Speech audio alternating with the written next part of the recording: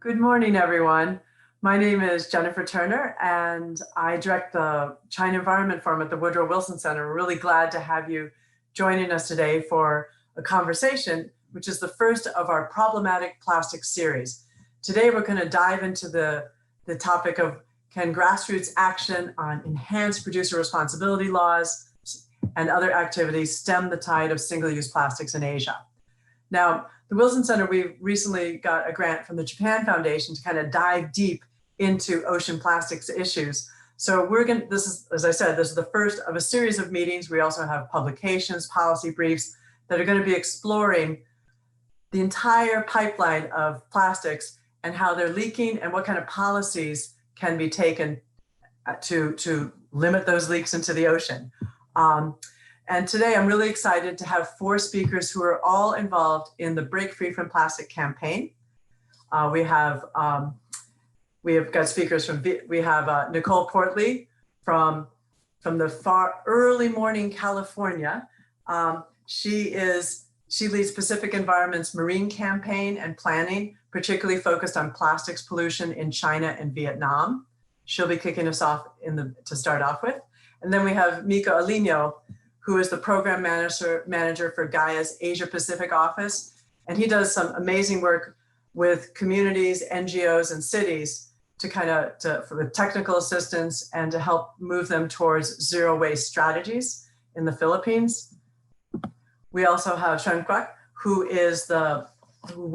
also works for Pacific Environment. She's their consultant in Vietnam. And for 2 years, she's been leading the Vietnam Zero Waste Alliance, has lots of partnerships with NGOs and cities there, similar to Miko, trying to push along zero waste strategies. And last but not least, we've got Mao Da, who I was trying to do the math, Mao Da. You wrote for me something like 15 years ago when you were doing your PhD, wrote a great article about incineration and waste in China, and that you were the first person that got my eyes open to think like, hey, waste. It's a very sexy and important issue that we should look into. And so it took me a while, but I am now doing waste projects almost full time, Mao Da, so it's a little bit your fault. So he's the co-founder of China's Zero Waste Alliance and a couple other fabulous NGOs in China that do research and awareness raising around all kinds of environmental issues. But his work with the Zero Waste Alliance recently has been focusing more on the pollution and climate impacts of waste incineration. But I really think that Mao Da's biggest role is how he's working to build a network around China. So in some ways, their bios sound a little similar in their current activities. You could look on the website to see the full details of all their backgrounds. So we're going to start off with, because I want to hear them talk more than me, with Nicole. If you could share your screen, because I'd like you to kick things off and tell us a little bit about what is the Break Free from Plastic campaign and what kind of work, what are you guys working towards? And I think this is vital to give context for all the speakers today. All right, Nicole, take it away. Sure. Thanks for the introduction, Jennifer, and good morning. So Break Free from Plastic is the movement that all of us panel members are working within. It's got approximately 9,000 individual members and 2,000 organizational members who are all convened around a common strategy to end plastic pollution. And in the graphic here in the lower right, it's a visual rendition of our strategy. Our underlying principle is to push solutions upstream in the plastic life cycle. So moving from the cleaning up, be it in the water or on land, waste management upstream to the consumption, the production of plastic, the manufacturing, and ultimately extraction of the fossil fuel source materials. So as we push the solutions upstream, ultimately we'd like to see those fossil fuels stay in the ground and not be funneled into single-use plastic materials that are just used for a few minutes and discarded. And so some of the solutions that we use upstream are indicated here. Zero waste community building, that's a bottom-up pressure for waste reduction, so very grassroots. promoting systemic solutions, so like reuse, refill, replacing single-use delivery mechanisms with mechanisms that can be reused, corporate campaigning, and then fighting the petrochemicals industry, which is producing the plastic. Few points about our movement. Anyone can join. We would welcome those listening today to join after the podcast. I think our movement has learned from prior movements in the environmental space. It's decentralized. It's not a central gatekeeper, and I think that keeps the energy and engagement up. It's international. You see all the countries where we are, but it's very strong in local and national contexts, and it's elevating leadership from around the world. It's not Western centric. The strategy making piece is very intensive. I think that's something that we've learned from the climate movement, where groups were maybe not adequately aligned around a common strategy. And it's also systemic thinking. And you'll see that written into the principles here. So it's not just going for environmental goals. You also have social and economic justice written in to the principles of the movement. And I think in the past, environmentalists would have considered that a loss of focus. But now there's a widespread recognition that if you just focus environmentally, you end up having impacts that were not intended. So you'll see things like work with waste workers as an example of a social justice approach, and very relevant for one of our topics today, extended producer responsibility. And then just a bit about who's involved.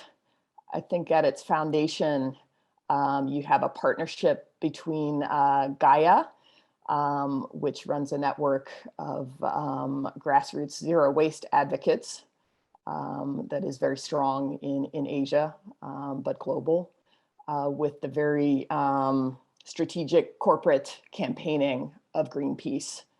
And then over time, you've had organizations join that have various focuses on the prongs of our strategy. So you see some of them indicated here.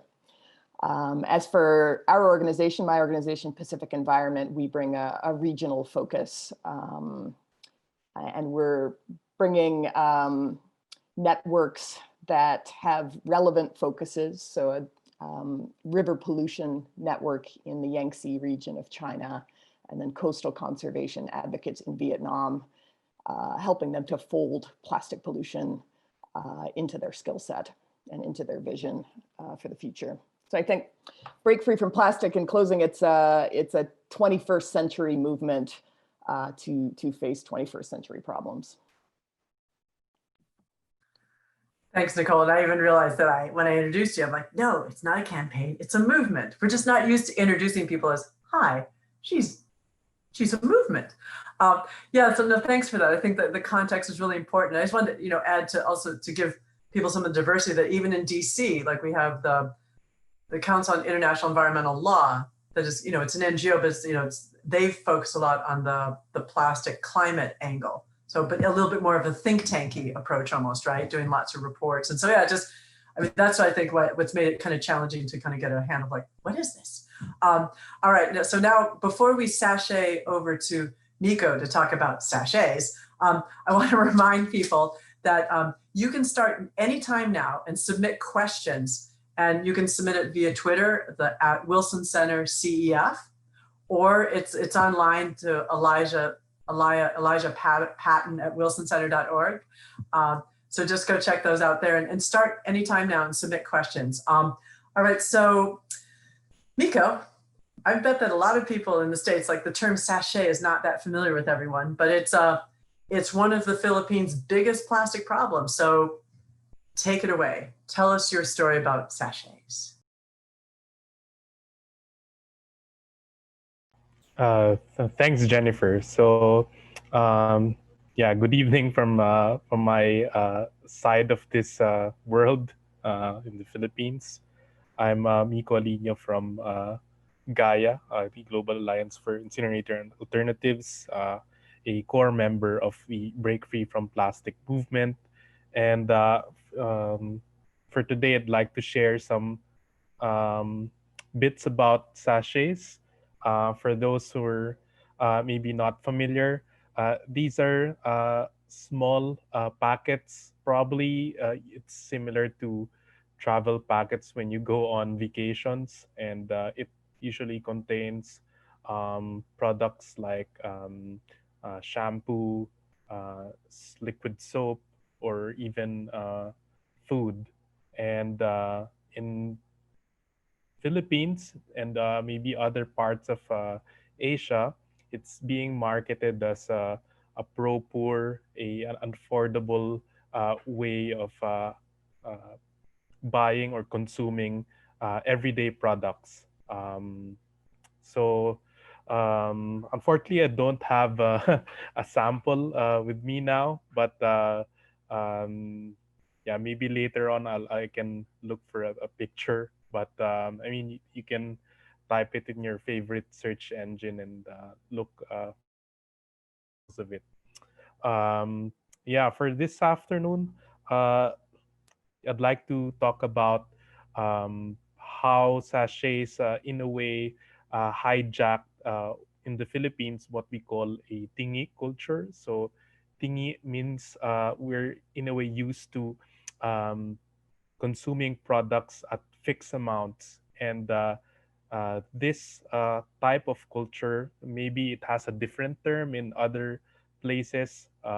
It came about in after the Second World War. So people have limited resources and you don't have readily access to stores, and you need to anyway try to save resources or money. So little by little, you can actually buy products, cooking oil, soy sauce, or vinegar by using used jars or other containers that you have in your home. And that's maybe we can ask your um, your grandfather or your grandparents or maybe parents who have in a way experienced this um, type of consumption that when people go to markets before way before plastics came in, you bring your own containers so you can put your vegetable produce, your fruits, your condiments, and so on. Unfortunately, when plastics came in, we saw this little sized packets, or what we call them sachets. It's composed of different materials. It's a mix of plastic composites, aluminum, and so on. And um, it somehow, I guess, the advantage is they say that it extends shelf life of products. You can now buy these products even though it's been shipped or imported far away from your country, and it's affordable. People, especially in the low income rings of society, can actually purchase or have shampoo or have coffee instead of say going to a cafe and have their $4 drink. And unfortunately, it has drawbacks. In a lot of cities, it has been blamed along with other single-use plastic for the growing plastic pollution problem. And because of this, even though you try to advertise it as something that's very convenient, affordable, there are a lot of drawbacks, um, some costs that you don't see whenever people consume these types of products. In a lot of cases, cities, according to the World Bank What a Waste report, some cities actually spend as much as 20% of their annual budgets just to collect waste, and the big fraction of that is this small plastic packaging. And because of this, um, we try to look for solutions, right? And cities, unfortunately, they don't have the adequate infrastructure. That's why many years ago, you've seen reports or studies about um, plastics or countries like China, the Philippines, Indonesia, Vietnam being figured one as among the top plastic polluters in the world in terms of ocean plastic leakage. And there are solutions. You actually see in this slide different companies or cities that actually look for solutions. And in one case here, the city of Manila, so the capital of the Philippines, partnered with Unilever to some sort pilot a sachet swap scheme. So sounds nice, right? So they can collect sachets. So cities uh, don't have to deal with it.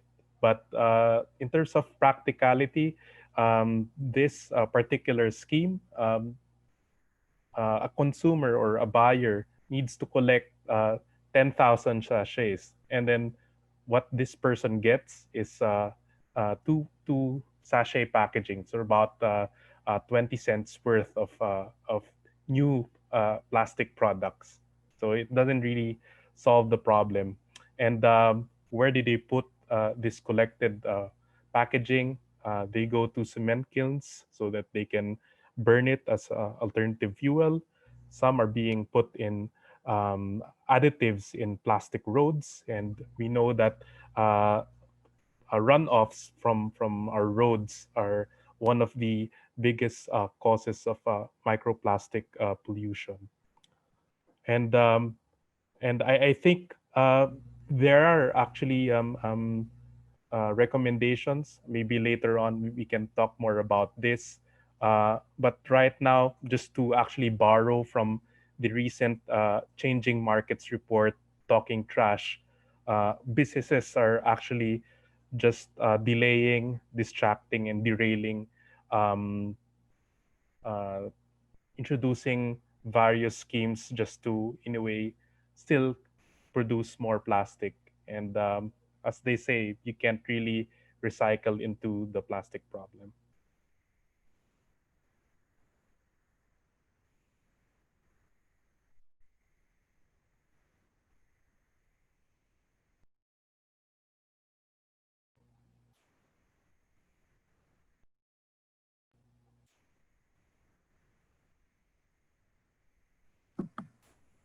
Okay, thanks so much for that. I love your EPR slide there at the end, the enhanced producer responsibility. We're going to be diving deeper into that. But so what we're doing a little different from usual meetings. I want to do kind of a quick round robin to kind of build on that. So Miko, you gave us a good context and a little bit about what the governments are doing. The cities are doing in the Philippines, some strategies that didn't sound that effective. But could you tell a little story about what are some solutions that you're seeing in terms of trying to, that you're advocating for in terms of solving the sachet problem? I mean, you could even put up your EPR slide again if you want, if that helps you explain it. Just give me a couple minutes on that. Yeah, thanks, Jennifer. So, yeah, so I have this slide in a way just to show um, what are the recommendations from the report that Gaia published months ago. So, while this is very focused on the Philippines, so some of these are in a way addressed to the government. Um, I'm sure other countries would also have similar ideas about this as well to in a way drastically reduce their plastic generation. And we've seen a lot of these projects or initiatives that are already happening across the region. You see a lot of zero waste stores and refilling schemes and other alternative delivery systems in different cities. But at least in the Philippines, it's in a way not enough to have this niche market or having a zero waste store maybe outside when you go in your down your building. For every zero waste store, probably there's 100 or 200 stores that actually still sell products that use plastic packaging. So what we want to have is more of an institutionalization of this scheme where the government in a way steps in, provides incentives for businesses to actually adopt these types of systems. One example is in Italy, there's an amendment to their Climate Act where they um, set up a fund where businesses can actually apply up to 5,000 euros in terms of incentives if they set up a zero waste shelf or a naked shelf in part of their store. So at least to help them in the transition. There are also several EPR schemes that uh, actually go away long back. Maybe the most popular one is the bottle deposit that we see in a lot of cities. Unfortunately, as mentioned earlier, you see a lot of companies trying to, in a way, lobby and try to block these initiatives to um, make sure that there are alternatives to single-use systems by introducing uh, reusables or more durable types of selling products. Another example is maybe the government can also come up with guidelines on recycling and how to actually process um, packaging or sachets that are already in the market. And maybe for Gaia and for other members of the Break Free from Plastic movement, we don't uh, support the use of chemical recycling and other processes such as burning them in cement kilns and incinerators.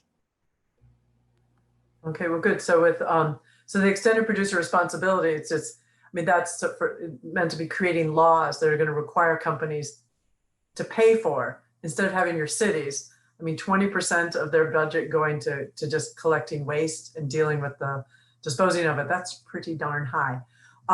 So Malda, we're going to do a little quick round robin. Just briefly, just does China have a sachet problem? And if so, what are some strategies? You know, I mean, sachet, it's just one of the many kinds of problematic plastics that are hard to recycle or often easily blow into the ocean. I often like, you know, we're gonna have a styrofoam only meeting coming up down the pike.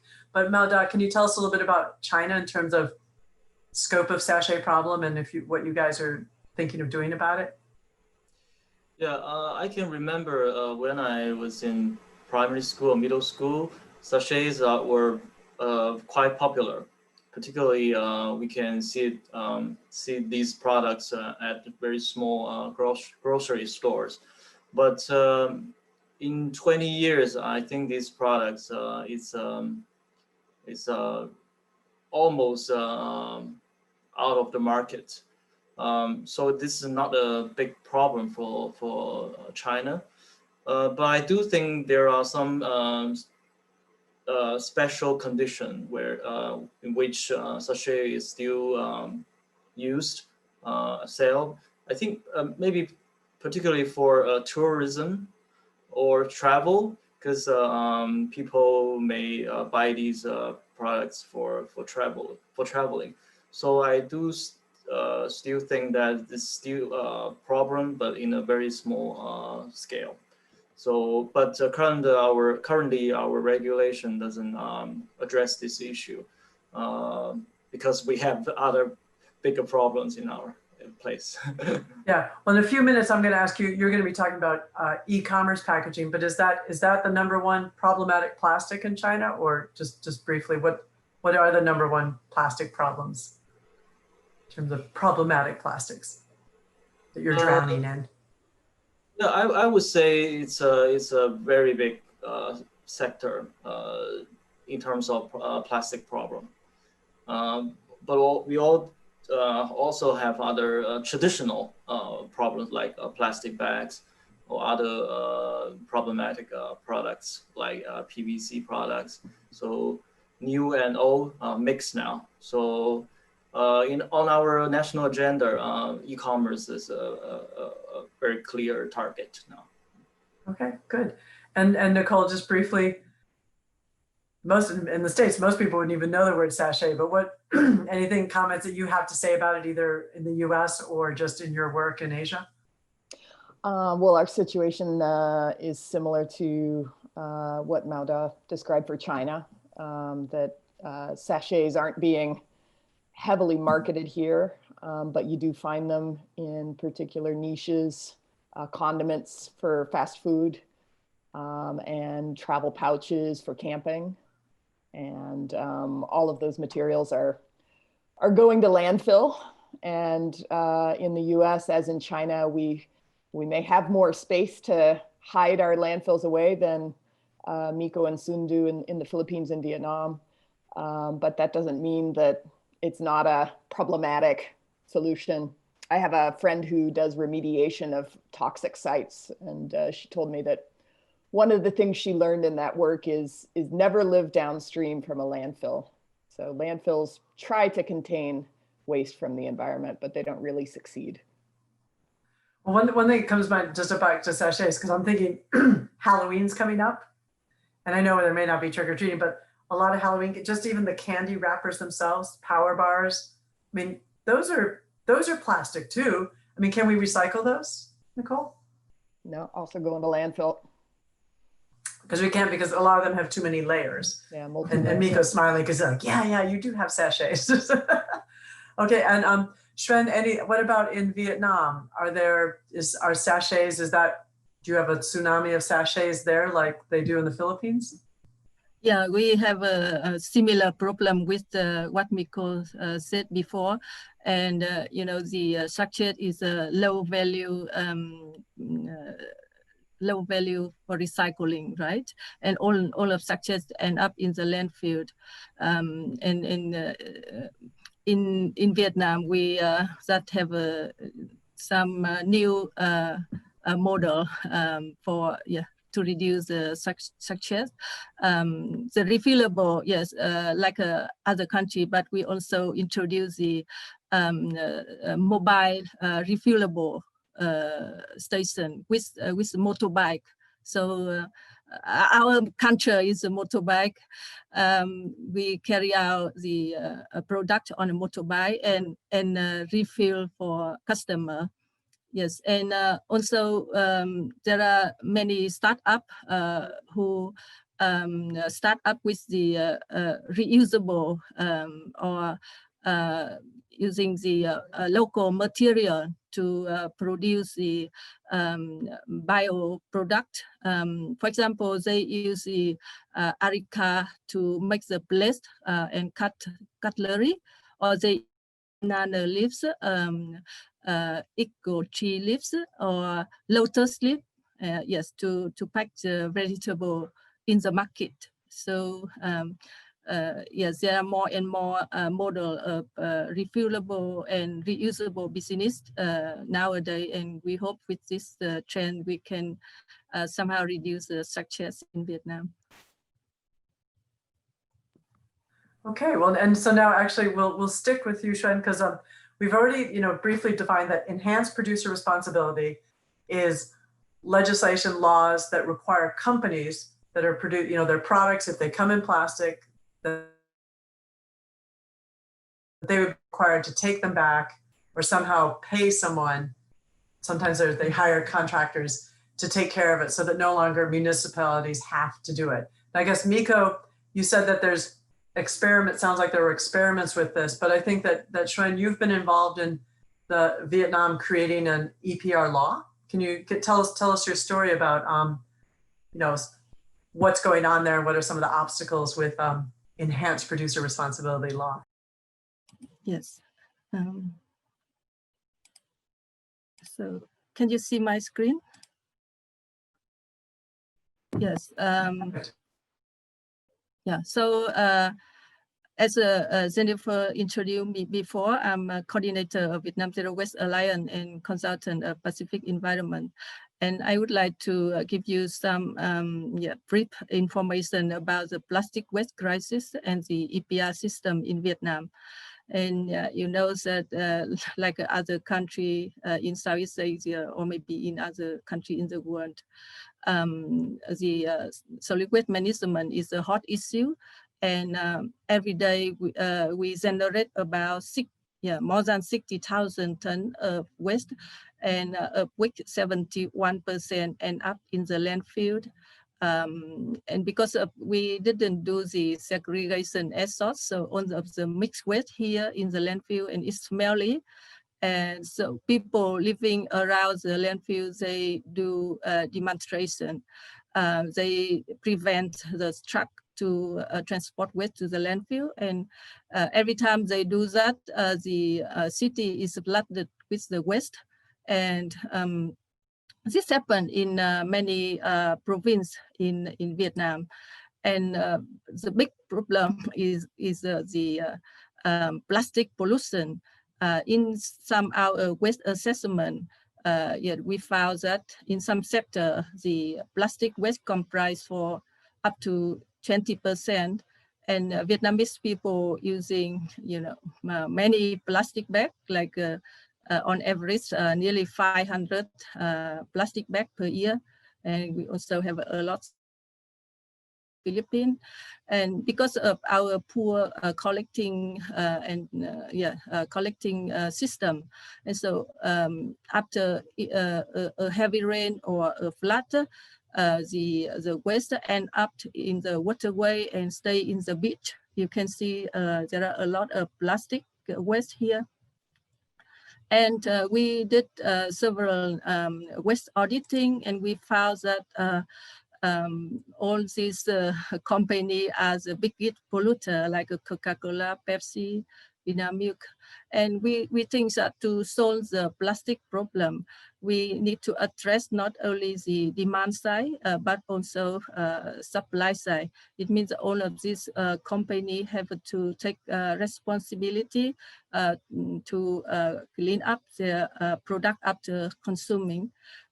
So recognize this problem. The Vietnam, we the first time put the extended producer responsibility in the law, and is included in the law on environmental protection amendment.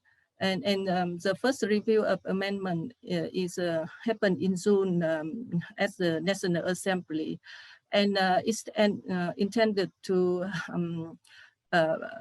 approval in November at the 10th Assembly National Meeting. And the current regulation of EPR in the law, that they divide the packaging in two types. One is a high recycling value, and the other is non-recycling value.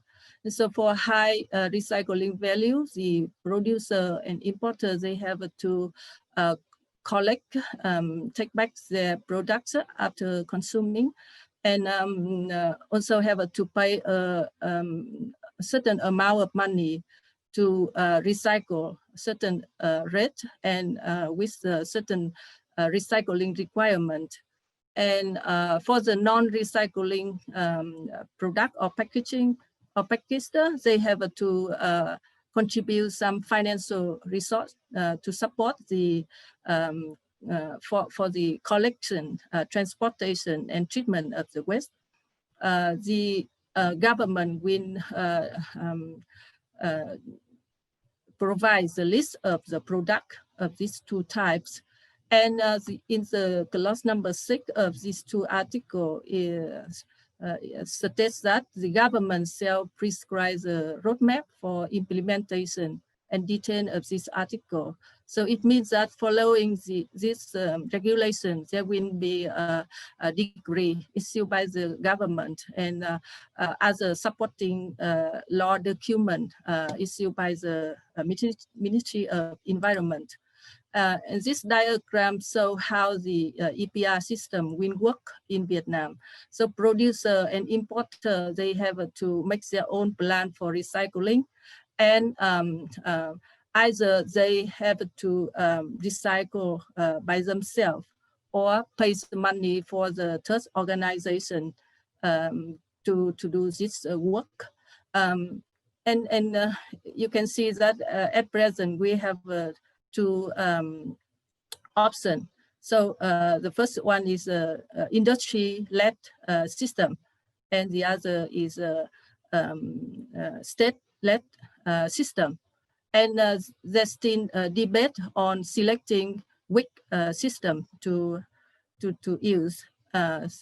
Yes, so this debate is addressed in the working group or the EPR expert committee formed by the Ministry of Environment. And in this committee, you can see the dominant seat from Ministry of Environment, and also the big seat from industry, that is the Vietnam Plastic Association and the Packaging Recycling Organization. And these two big ones influence the EPR system in Vietnam. And we think that this is also the first obstacle that facing the EPR development in Vietnam. There's a lobbying in selecting of the state list or industry-led EPR system, as I said before.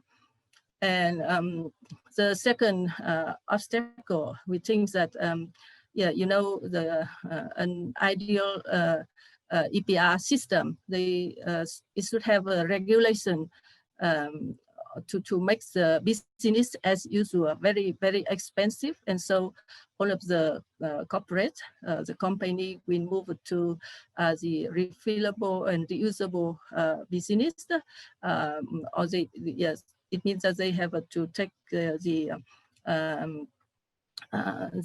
action to reduce the plastic as the upstream solution. But unfortunately, with the current draft of EPR regulation in Vietnam, we haven't seen this one. The third obstacle is that, we think that the a good waste management system should be the ones that is a labor-intensive system. It means that the informal sector will play a very important role in the waste management in the future. Yes, for segregating, collecting, treating, do composting, etc. But as a current draft, the role of the informal sector is unclear. And other obstacle, we think that we have a poor infrastructure of segregating, collecting, and treating, and all of this system, it takes time to be upgraded to implement the EPR system. We anticipate that maybe we will have a delay in issuing the supporting law, like a decree, circular, and standard or guideline to support or to implement the EPR system. Yeah, thank you. No, thanks so much. So I want to ask Xuan just a couple of questions to elaborate a little bit more. So that was, I applaud, Vietnam, that, you just passed this law in the middle of a pandemic. Good job. What's the kind of role that the Break Free from Plastic movement is doing? Like, what are you doing with your network specifically to help? Yeah. There are many obstacles. You can't do it all, but what are you focusing on? Yeah. So you know that Break Free from Plastic is a very large network with more than 9,000 individual members and like 2,000 organization members all around the world. So many of them have many of them are experts and having experience in developing the extended producer responsibility.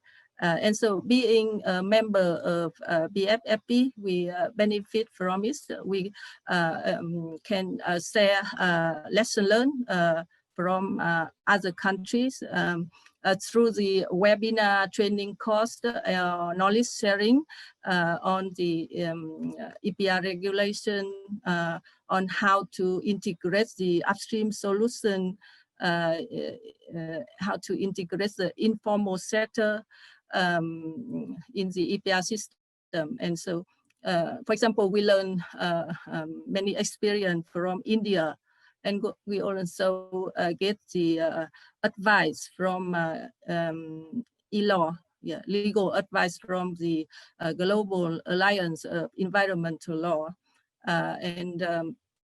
So all of this advice or the knowledge and experience, we contextualize them, and they are useful for us to shape the EPR regulation in Vietnam.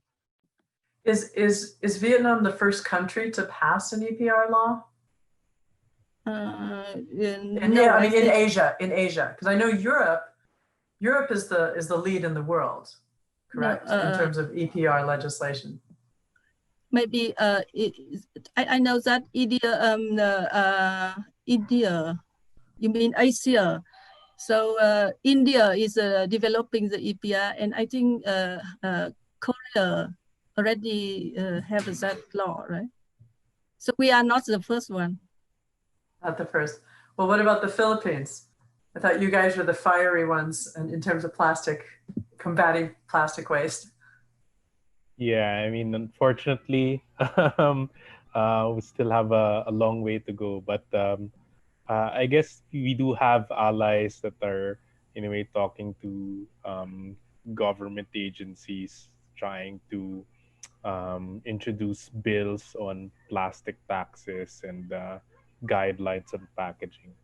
It does take quite some time, but hopefully we can, in a way, catch up with the likes of Korea or Vietnam. So it's a goal that the Break Free from Plastic movement is moving towards trying to help encourage kind of national EPR legislation, because it's moving the responsibility higher upstream and not just with the consumers, correct? What about in China, Malda? I know that last year that there were China passed initially there were some guidelines coming out on plastics. I know you're going to get a little deeper in this, but give us a little kind of like a movie preview. Is China moving towards an EPR system anytime in the near future? And what do you think it's going to look like? EPR is a national strategy to deal with waste. But in terms of plastic, I don't think currently EPR is the main tool. EPR is included in the new solid waste law, but it emphasizes more on battery, cars, e-waste. It gives some room for other candidates, but currently not very clear for plastic. But there is one type of products is included in EPR national plan, which is, we call it paper-based compound packaging, like Tetra Pak, the meal box. So this is the only one that dealing with plastic is addressed by EPR. But currently the process is quite slow, and it's more voluntary style. The government requires the industry and waste management companies, different stakeholders work together on a common scheme, but we are still waiting for that. So currently the strategy for plastics more on ban and phase out. Okay, there's a lot of tools in the toolbox, and bans and phase outs, have their benefit as well. It's not EPR, but it is, you know, it's a tool. Nicole, something you want to add about EPR, either in the work that you're doing in Asia or elsewhere? Yeah, I've been working together with Sun, looking at the new law forthcoming in Vietnam. And generally, I think the spirit of EPR is in the right place. We do want producers to take more responsibility and to be putting less externalities out there, less mess for others to clean up. But I think, you know, going through the process in Vietnam, there's a tendency for the focus to be on money rather than systems change. And I think we can learn from other countries who have had EPR for a longer period of time that we should temper our expectations. It takes a very long time for that systems change to be worked into the law. I believe Europe has had EPR for about a decade now, and that systems change focus is coming in at this point.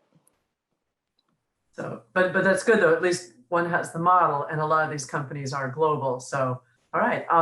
What I do want to toss in. There's one question we got in from Robert Lang from USAID because it relates to sachets. I have a little Google Doc on the side of me that my interns are populating. Reminding people in the audience, you could tweet us at Wilson Center CEF or email Eli Patton at wilsoncenter.org, eli.patton at wilsoncenter.org. It's on the screen. He asks, the sachet issue in China has declined in parallel with the decline in poverty. Can the panel discuss the relationship between poverty, household purchasing power, and packaging sizes like sachets? We touched on it a little bit, but does someone want to toss, the issue of, maybe start with you, Miko?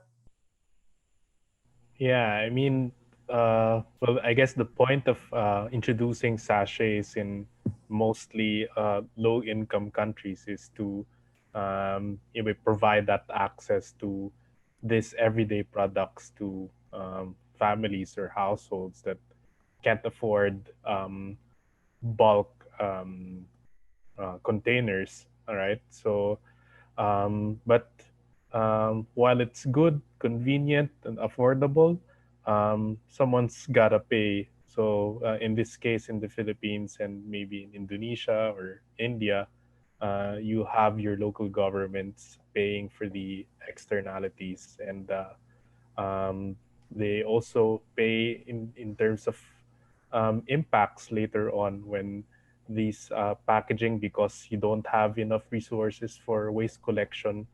Some of these bits of plastic get stuck in your drainage pipes, and a little bit of rain coming from your regular monsoon, and your floods worsen. So you, in a way, spend more money to evacuate people and try to manage this secondary problem in terms of flooding. And unfortunately, the governments, as I've mentioned earlier, they're not in a way prepared to handle these types of material. And I think maybe if we were to introduce this in the US, for example, recyclers or cities would actually also scratch their heads and maybe just figure out in a way, just bail them and maybe send them somewhere. So I don't know if at least right now there's no commercially viable process or facility that can in a way manage this type of material that will not cost a lot for local governments. Yeah, for I guess you're marketing these products as pro-poor, but yeah, they can afford it at least for this time. But other stakeholders are in a way shouldering the burden.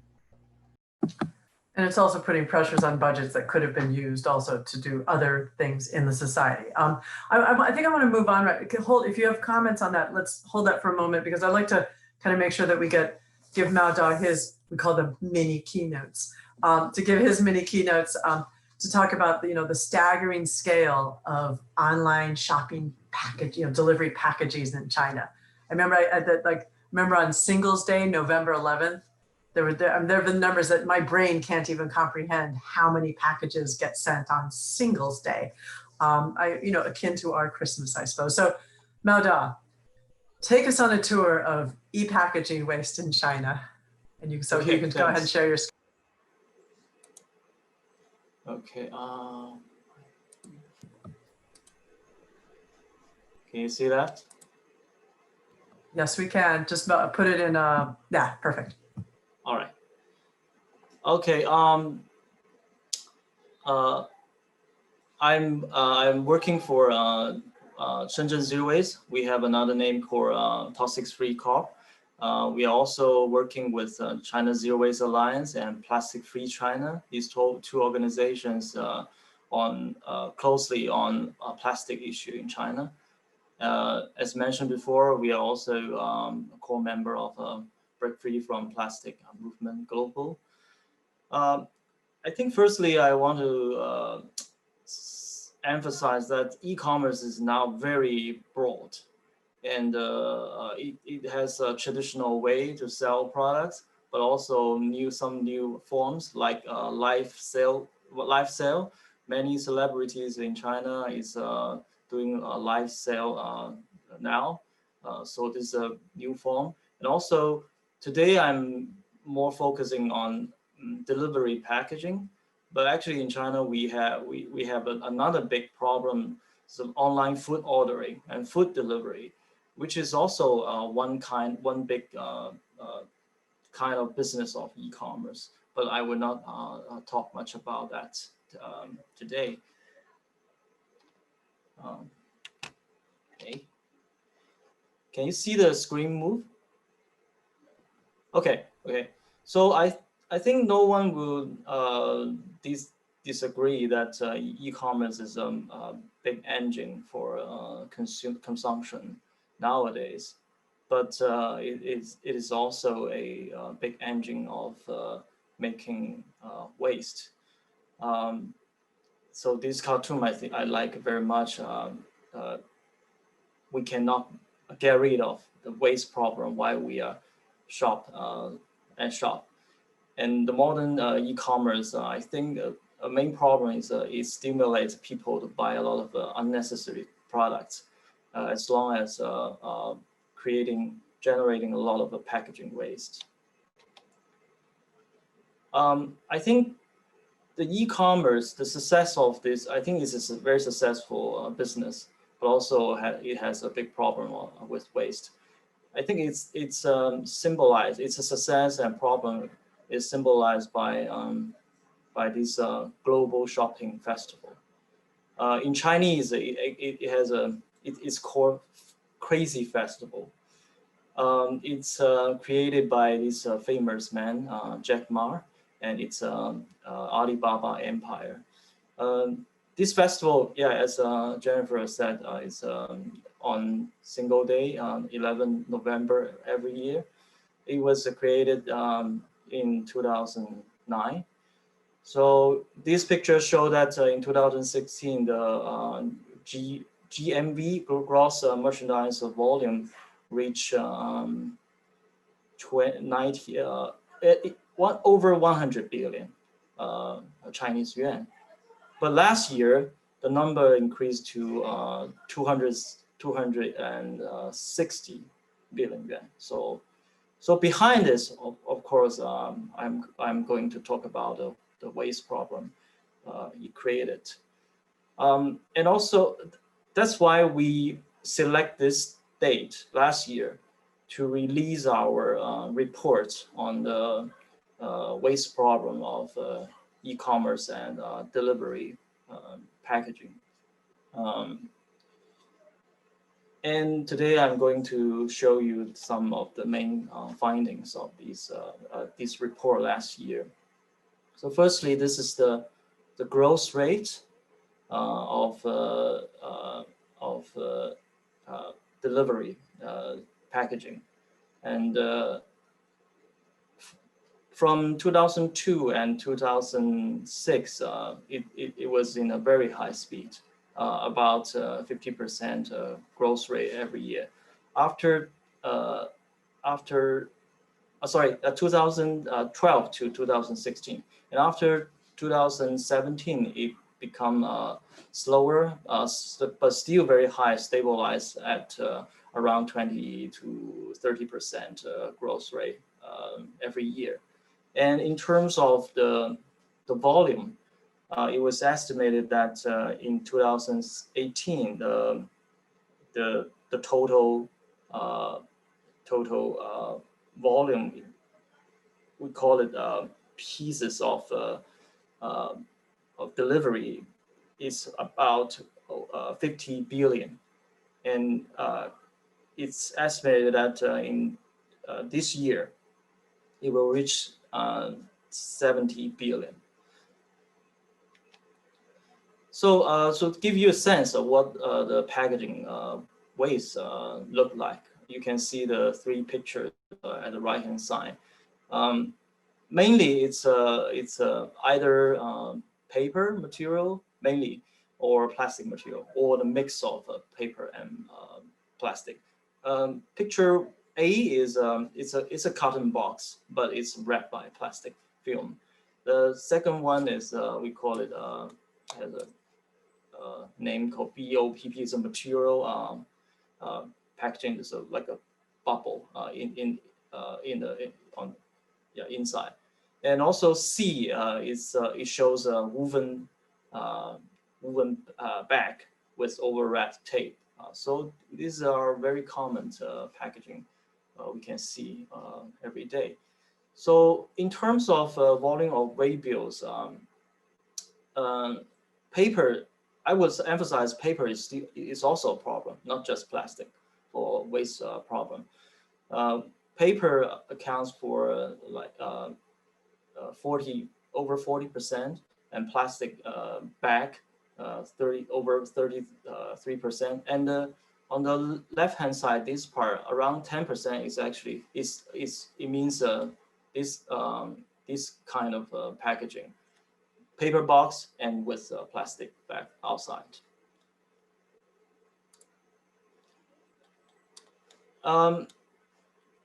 And in terms of weight, that's another picture. In terms of weight, actually paper is around 10 times of plastic. But the fact is paper packaging has a higher reuse and recycling rate, totally around 85%. But still, the rest 15% is a great amount of waste. And on the right-hand side, for the plastic, the recycling rate is very, very low. According to our research, it's only 1%. So almost all the plastic packaging, the delivery packaging will go to landfill or incinerators.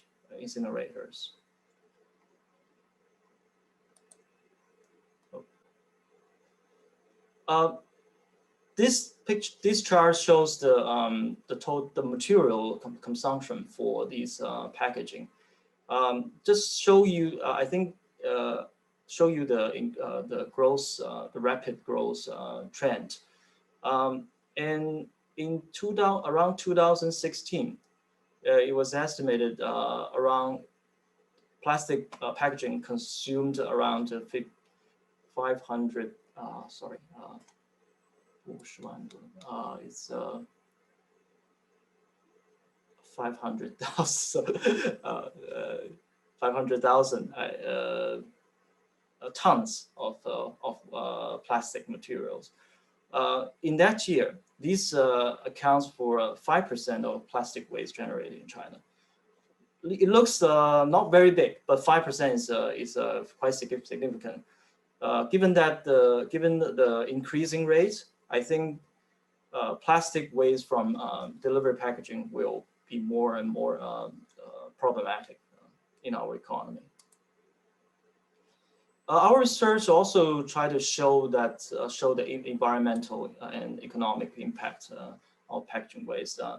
We calculated the carbon emission from packaging. In 2010, is only 611 kilotons, but in 2018 it increased to 13 million tons. And this equals to, if you want to neutralize the impact, climate impact, you need to plant 710 million trees.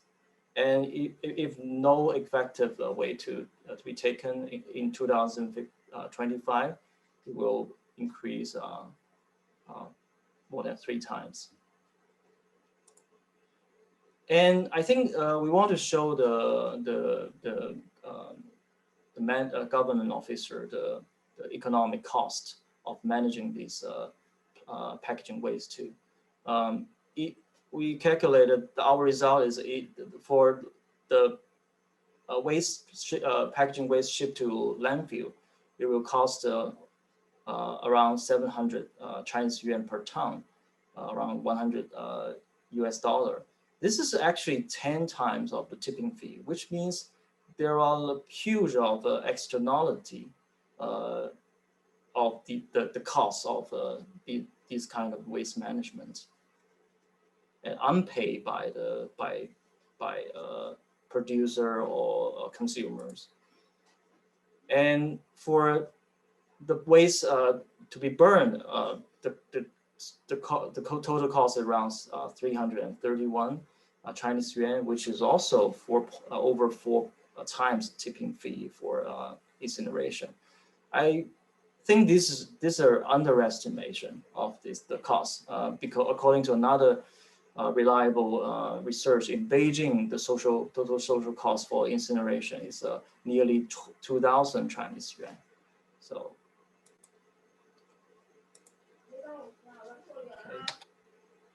Okay. Oh, sorry. Last slide. Last slide. Oh no, too fast.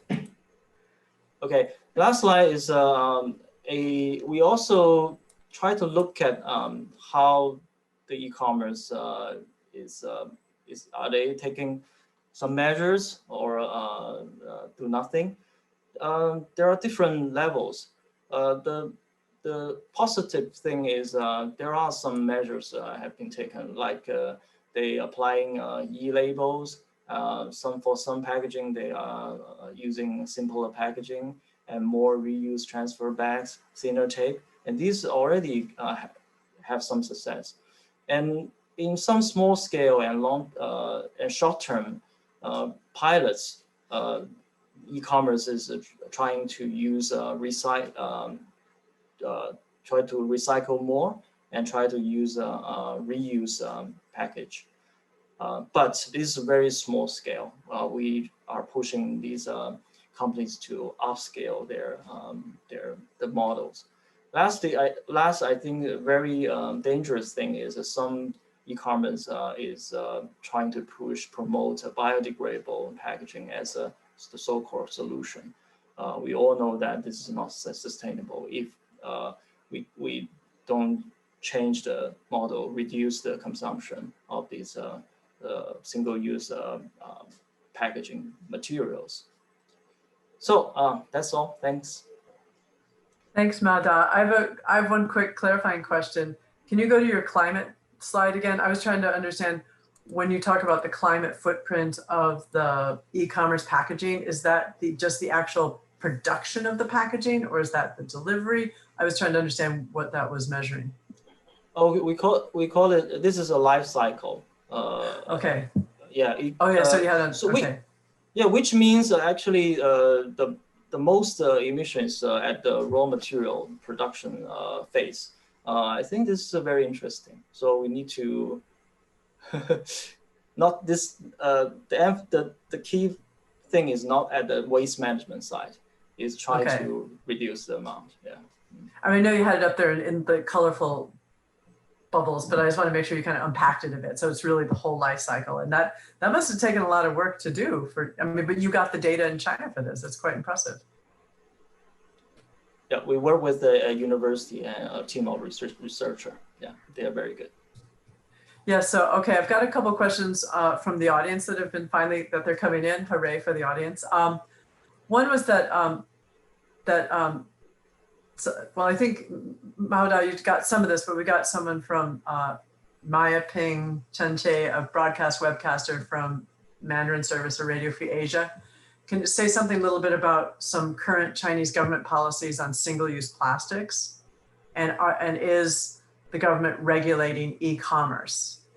And I'm thinking, beyond the current guidelines. And can I tack onto that, or are you also seeing any kind of voluntary action by the e-commerce company to take some of the steps you recommended? And you could stop sharing your screen too. Okay. Okay. Yeah. Cool. Sorry. You got it? Yeah. We had a national directive, directive early this year, and the emphasis is, as I said, is a ban and phase out.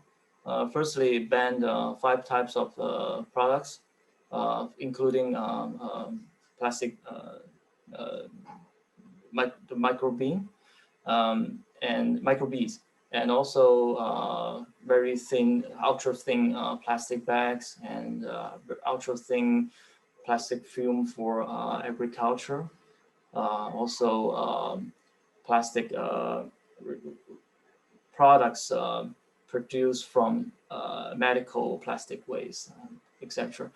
And also it try to phase out some single-use plastic, like straws and utensils, forks, knives, and spoon, single-use these stuffs, and also plastic bags.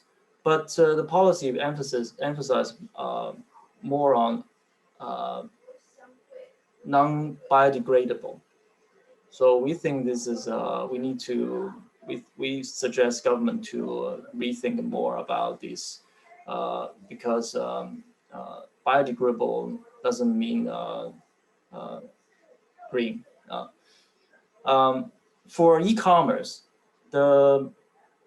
currently, I think a very important policy is in the solid waste law. It requires the e-commerce, and we call it a new type of business, they have a response their single-use products consumption and their measures to cope with these problems. I think this is a very important clause, and it gives the NGOs and citizens to call for these companies to release their data, how much materials, paper or plastic materials they have consumed. And also government set a plan and requiring e-commerce to set up new models. I think a reuse model is the most important one. Try to use reuse bags or box to substitute single-use packagings. I think these are the quite promising plan, but it needs the industry and the civil society to work more together. Well, it is encouraging because it's almost like that these guidelines, while some of them are still voluntary or they're trying to require data, big issue in China with waste, because how could you measure and manage what you don't know how much you have? So in some ways it sounds like even though China's not doing the full-on EPR legislation yet, there's some encouraging signs of building blocks. I wanted to ask, open some questions up to the group both from our online and also a little bit from me, but kind of related, I think this works in nicely. Hazel Lee from the Wilson Center asked a question like, what are the recent milestones for grassroots groups and governments in Asia, and focus on your specific countries, to pilot policies and practices to improve the management of plastic waste? That's a long sentence. And also wondered about the impact of the pandemic. So kind of to simplify that, like, I'd love it to do kind of a quick round robin. If you can tell us what are some milestones that the Break Free from Plastic movement has been having in Vietnam, Philippines, China, and Nicole, you pick wherever you want to talk about, that's really kind of changing. And I noticed that they said, I'm also curious if any of these are in partnership with government and or business. So just a little bit of free for all? What would you like to tell us? Tell us a positive story as we're winding down here today. Miko? Yeah, so thanks, Jennifer. So, I mean, in the Philippines, I guess we're in a month 6 already on the lockdowns, and a lot of cities are in a way still struggling with the current pandemic. And I guess for the Philippines and maybe members of Gaia and Break Free from Plastic, we also want to recognize the role of waste collectors and waste workers in different cities.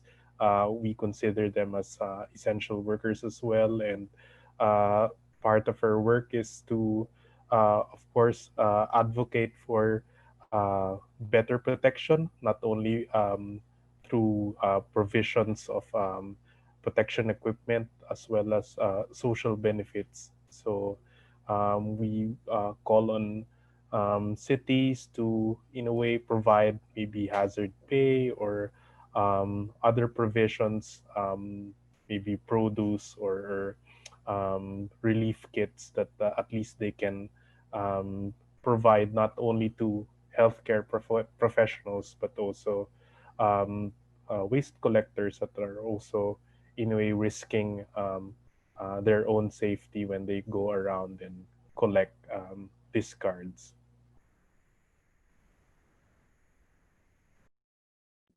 That's good. So I like it, and I'm really glad that you brought up the waste workers, because I mean, not only the challenge during the COVID, but otherwise, that it's something that I think that the movement that you guys are also involved in addressing as well.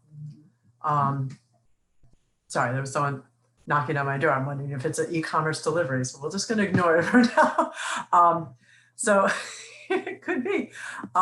So maybe I'd like to, if anyone also wants to make a comment about the e-waste, I mean, the folks who are managing the waste. We did a blog post not too long ago also about just kind of the cottage industry recycling. People banging on the door. Okay, okay.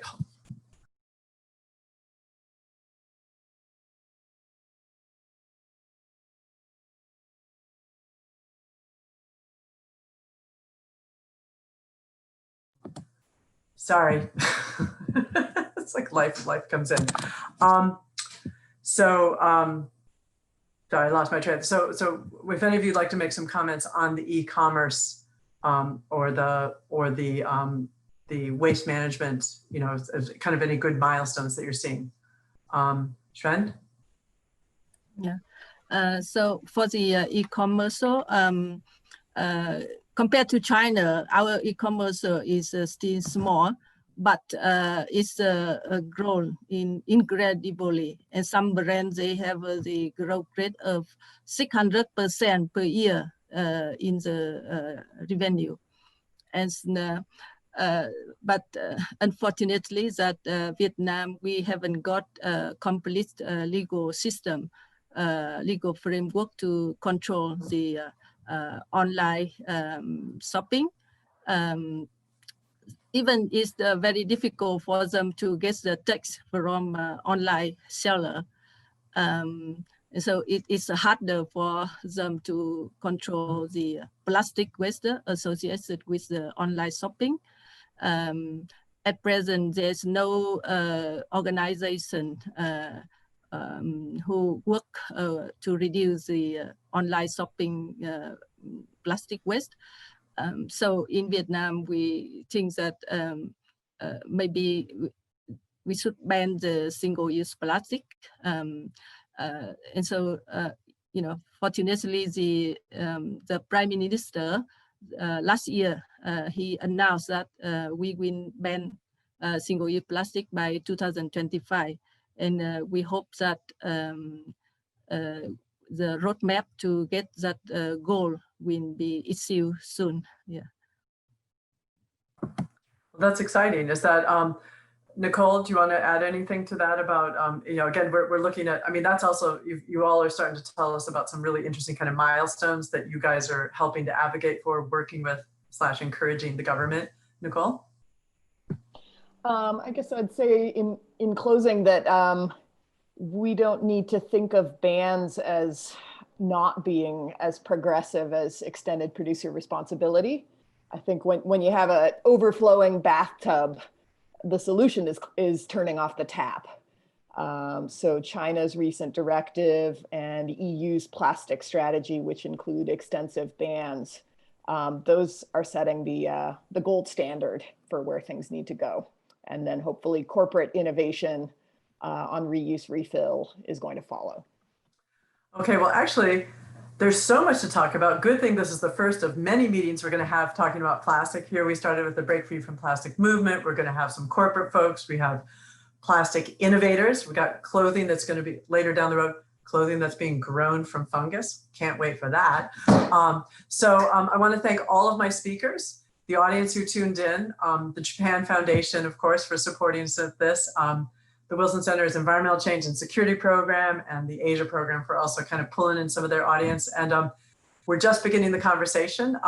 We will be posting the PowerPoints online, and I think, Mao Da, we're going to throw a few more translations on your charts because it's great information and like to share that out there. Again, want to thank all of you and also the great AV people in the background. And I'd like to wish you all a really good morning. Thank you. Bye-bye. All right, thank you. Bye.